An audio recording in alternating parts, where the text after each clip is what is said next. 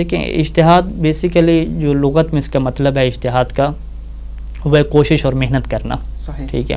اور ہم جو فقہ میں اس کا مطلب لیتے ہیں کہ قرآن و حدیث سے حکم شرعی نکالنے کا ملکہ اور قدرت.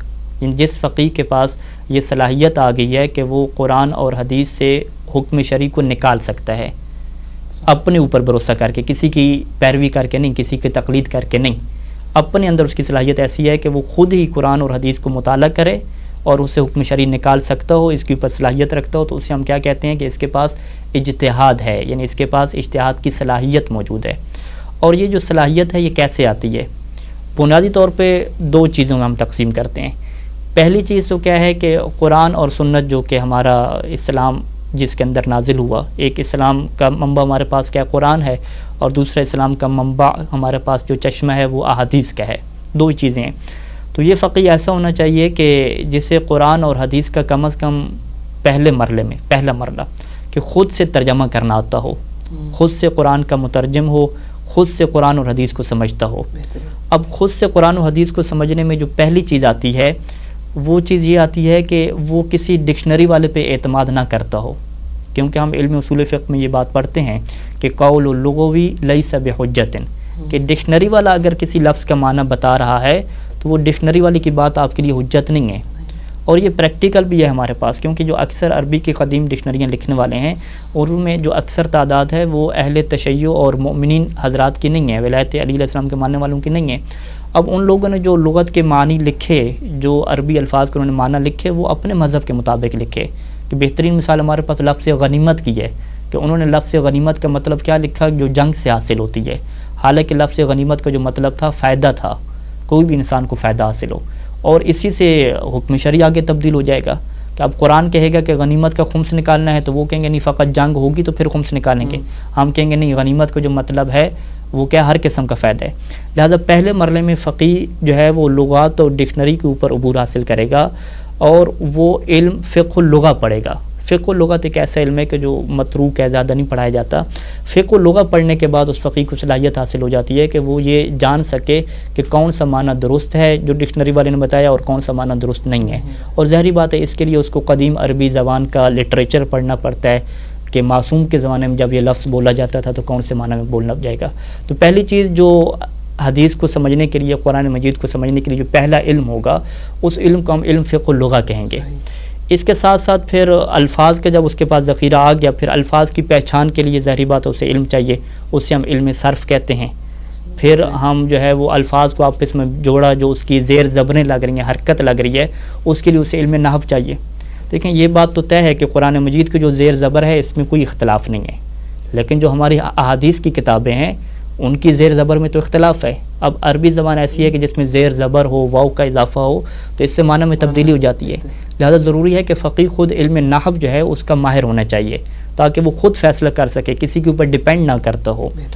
تو یہ علم صرف اور علم نحو ہو گیا. اور اس کے ساتھ ساتھ وہ بلاغت اور فصاحت کا اسے علم ہو, جسے ہم کیا کہتے ہیں, علم المعانی کہتے ہیں, علم البلاغت کہتے ہیں, کہ اس سے پتہ ہو کہ فصاحت اور بلاغت میں یہ لفظ جب بولا جاتا ہے تو اس سے کیا مطلب لیا جاتا ہے. تو یہ جو علوم ہے ابھی جو ہم نے گنوایا, علم فقہ اللغہ ہو گیا, علم صرف, علم نحو اور علم بلاغت, یہ چار علوم ایسے ہیں کہ جس کے اوپر مہارت حاصل کرنے کے بعد فقیہ کو آپ کہہ سکتے ہیں کہ وہ خود سے مترجم بنتا ہے. خود سے مترجم کیا مطلب, کہ وہ کسی ڈکشنری والے پہ بھروسہ نہیں کر رہا, خود سے وہ علم اور یقین حاصل کر رہا ہے کسی معنی کے صحیح ہونے کا. وہ کسی زیر زبریں لگانے والے پہ بھروسہ نہیں کر رہا, خود سے روایات کی زیر زبریں لگا رہا ہے, اور وہ خود سے کیا ہے ترجمہ اس کا کر رہا ہے. تو یہ چار علوم پہلے مرحلے میں ضروری ہیں کہ کم از کم وہ خود سے روایات کو سمجھے گا ترجمہ.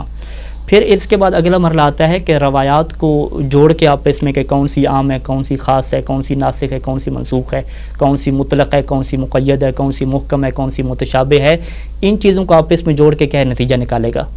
اس میں سب سے پہلا مرحلہ کیا آتا ہے, علم رجال کا مرحلہ آتا ہے. علم رجال کیا مطلب, کیونکہ دیکھیں یہ بات طے ہے کہ قرآن مجید جو ہے وہ تواتر سے ہم تک پہنچا ہے. اس میں آپ یہ بات نہیں کر سکتے کہ کیا یہ آیت درست ہے یا درست نہیں ہے.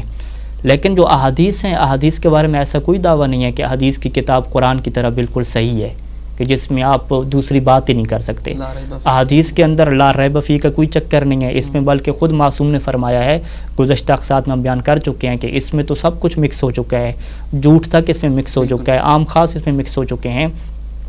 تو لہٰذا اس کی بنیادی ذمہ داری یہ ہوتی ہے کہ وہ کتاب کے جو نسخے ہیں جو احادیث کے ہیں ان کی معرفت حاصل کرے، پھر جن لوگوں کے توسط سے یہ نسخے ہم تک پہنچے ہیں ان لوگوں کے بارے میں تحقیق کرے، پھر جو روایت بیان کرنے والے راوی ہیں ان کے بارے میں تحقیق کرے، کم از کم وہ جو قابل اعتماد راوی ہیں ان سے وہ بات کو لے لے۔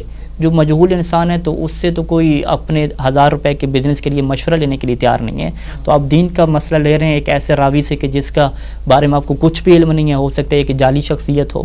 تو لہٰذا اس کے بعد علم رجال اور حدیث کا مرحلہ آتا ہے کہ علم رجال اور حدیث میں آپ حدیث کی کتابوں کے بارے میں تحقیق کرتے ہیں کہ یہ کتابیں ہم تک کیسے پہنچی ہیں، کہاں سے پہنچی ہیں، اور پھر اس کے اندر جو رجال ہیں جو ان کو نقل کرنے والے راوی ہیں ان کی حیثیت کیا ہے، کیا وہ ایسے فرضی نام ہیں یا واقعاً امام کے اصحاب تھے، اگر وہ امام کے اصحاب تھے تو تاریخ اور شہرت اس کے بارے میں کس بات کے اوپر موجود ہے کہ کیا یہ قابل اطمینان بندہ تھا یا نہیں تھا۔ تو یہ کیا ہوگا، ترجمے کے بعد یہ دوسرا مرحلہ ہوگا کہ آپ کو یہ طے کرنا ہے کہ جو ہمارے پاس احادیث آ رہی ہیں یہ کون سی درست ہیں کہ واقعی یہ امام سے صادر ہوئی ہیں، اس کے لیے علم رجال و حدیث ہو جائے گا۔ پھر علم رجال و حدیث کے بعد آپ نے روایات نکالی تو اب آپ نے اس سے کیا کرنا ہے، استنباط کرنا ہے، آپ نے حکم شرعی نکالنا ہے اس سے۔ تو اس کے لیے علم منطق کیا ہے آپ کے لیے ضروری ہوگا، کیونکہ علم منطق آپ کو سکھاتا ہے کہ آپ نے دلیل کیسے دینی ہے، استدلال کیسے کرنا ہے، وہ آپ کو بتاتا ہے کہ قیاس کیوں درست نہیں ہے۔ علم منطق میں پوری بحث ہوتی ہے کہ قیاس کرنا کیوں باطل ہے، کیونکہ یہ آپ کو صحیح نتیجے تک نہیں پہنچاتا، اور قیاس کیسے بن جاتا ہے کہ جب آپ دلیل میں یہ خرابی پیدا کریں تو ایسے قیاس بن جاتا ہے۔ تو لہٰذا قیاس سے بچنے کے لیے، غلط استدلال سے بچنے کے لیے کہ جو انسان کو ظن اور ذاتی رائے کی طرف لے جائے، اس کی تشخیص علم منطق سے ہوگی۔ لہٰذا فقیہ کو تمثیل یعنی جو ہم منطق میں پڑھتے ہیں، اب مزید خیام بیان مشکل ہے کریں کہ ہمارے ناظرین کے لیے مشکل ہو جائے گا۔ منطق میں جو قیاس ہے وہ تو شکل اول ثانی، جی وہ ساری تفصیلات اس سے سیکھے گا منطق کے ذریعے سے، ٹھیک ہے، کیونکہ اس نے روایات سے استدلال کرنا ہے۔ تو یہ کیا ہو جائے گا، اس کے لیے علم منطق ہو جائے گا۔ اس کے بعد علم اصول فقہ۔ علم اصول فقہ کا مطلب کہ امام صادق علیہ السلام نے فرمایا تھا کہ ہم آپ کو اصول دیں گے اور آپ نے اس سے کیا نکالنے ہیں، فرعی مسئلے نکالنے ہیں، کیونکہ یہ قرآن اور حدیث اور اسلام کا یہ طرہ امتیاز ہے کہ قیامت تک آنے والا کوئی بھی مسئلہ ہو جائے، چاہے وہ جدید سے جدید مسئلہ ہو، اس کا حل قرآن و حدیث میں موجود ہے۔ اب وہ قرآن و حدیث میں کیسے موجود ہے، کیونکہ قرآن و حدیث نے ایک کلی پرنسپلز، ایک قواعد کے آپ کو دیے ہیں، اصول دیے ہیں۔ تو اگر ان اصول کے اوپر آپ بحث کر لیں گے، ان کو طے کر لیں گے، جو اصول قرآن و حدیث سے نکلے گئے ہیں، تو یہ آپ کے پاس کون سا علم بنے گا، علم اصول فقہ بنے گا۔ یعنی کچھ لوگ کہتے ہیں کہ اصول فقہ یہ ذاتی رائے کا بنایا ہوا علم ہے، یہ ذاتی رائے کا بنایا ہوا علم نہیں ہے، یہ خود احادیث سے استنباط شدہ ہے۔ جیسے اصول فقہ میں ہم قاعدہ استصحاب پڑھتے ہیں، اب قاعدہ استصحاب امام کی ایک حدیث ہے کہ اگر پہلے آپ کو کسی چیز کا یقین تھا، بعد میں اس کے بارے میں شک ہوا، تو آپ اسی یقین کو باقی رکھیں گے۔ یہ ایک قاعدہ ہے، اس قاعدے کی کیا تفصیلات ہیں، کیا اس کی شرائط ہیں، اب اس کے اوپر اتنی موٹی موٹی کتابیں تشکیل پا گئیں۔ ایک برات کیا ہے قاعدہ ہے، ایک احتیاط کیا ہے قاعدہ ہے، اگر کسی چیز کا حکم قرآن و حدیث میں موجود نہ ہو تو اس کے لیے امام علیہ السلام نے کون سے قواعد ہمیں تعلیم دیے ہیں، ان کا ہمیں علم ہے۔ تو یہ علم اصول فقہ کیا ہوگا، ماہر ہوگا۔ تو علم اصول فقہ، منطق اور رجال و حدیث۔ اس کے بعد فقیہ اس قابل بنتا ہے کہ اب وہ فقہ کے میدان میں آئے اور خود سے کیا کرے، استنباط کرے۔ یعنی اگر ہم ان چیزوں کو گنوانا چاہیں تو ہم کہتے ہیں کہ 2 مرحلے ہیں۔ پہلا مرحلہ کہ فقیہ اپنے آپ کو اس قابل بنائے کہ کسی ڈکشنری والے پہ، کسی مترجم پہ، کسی زیر زبریں لگانے والے پہ ڈیپینڈ نہ کرے، خود سے اس کے پاس علمی طاقت آ جائے کہ وہ خود سے ہی ترجمہ کرے، خود سے ہی سمجھے۔ اور یہ تب ہو سکتا ہے کہ اس کے پاس 4 قسم کے علوم ہوں۔ پہلا علم فقہ اللغہ، دوسرا علم نحو، تیسرا علم صرف، اور چوتھا کیا ہے، علم فصاحت و بلاغت، جسے ہم علم المعانی کہتے ہیں۔ ان 4 علوم کے بعد اب جب استنباط کا مرحلہ آئے گا تو اس میں سب سے پہلے وہ احادیث کی جو کتابیں ہیں اور جو اس کے راوی ہیں ان کی معرفت حاصل کرے، تاکہ وہ کسی ایسی حدیث کی طرف نہ چلا جائے کہ جس کے بارے میں ظن ہو کہ پتہ نہیں امام نے فرمائی بھی ہے یا نہیں فرمائی۔ اس کے لیے علم رجال و حدیث ہو جائے گا، جس کو ہم 5ویں علم کے طور پہ لے رہے ہیں۔ اور چھٹا علم منطق ہو جائے گا کہ جب اس نے استدلال کرنا ہے، قیاس سے کیسے بچے گا، قیاس سے کب قیاس کا ارتکاب کرے گا، اس چیز کی معرفت کے لیے علم منطق ضروری ہے۔ تو یہ 6 علم ہو گئے، اور 7واں علم ہم نے کیا رکھا، علم اصول فقہ رکھا، کہ وہ فقہ کے کلی قواعد کے اوپر اس سے کیا ہے، بھروسہ ہونا چاہیے اور اس کے اوپر مہارت اس سے حاصل ہونی چاہیے۔ اور پھر ایک اور بات عرض کرتا چلوں کہ یہ جو علوم حاصل کریں گے، یہ ایسا نہیں ہے کہ آپ ایک دفعہ استاد سے پڑھ لیں، امتحان دے لیں، آپ کے 33% نمبر آ گئے، 7% نمبر آ گئے تو آپ ماہر ہو گئے۔ لیکن جو امتحان کا اور ایگزام کا سسٹم ہے، اگر فرض کریں ایک ڈاکٹر بنا اور اس کو ڈگری ملی، اس کی ڈگری پہ کتنے % نمبر تھے، 70% تھے، یا 80% آپ کر لیں کہ 80% اسے ڈگری مل گئی۔ اس کا مطلب ہے کہ 20% جو اس نے کیا ہے وہ کیا کیا، اس نے غلطی کی ہے، 20% اس نے غلط لکھا ہے، تبھی تو اسے نمبر نہیں ملے۔ اس کا مطلب اگر 100 مریض آ رہے ہیں تو 20 مریض کہیں خطرے میں کیونکہ اس نے غلطی کی ہے. تو ہمارا جو فقیہ ہوتا ہے اس میں کوئی غلطی کا چانس نہیں ہوتا, اس میں اصلا ظن کی کوئی گنجائش نہیں ہے. 100% اسے چاہیے, اور 100% ان علوم کے اوپر مہارت حاصل کرنے کے لیے ظاہری بات ہے فقط امتحان کا مرحلہ کافی نہیں ہوگا کہ امتحان لیں اور ڈگری حاصل کر لیں.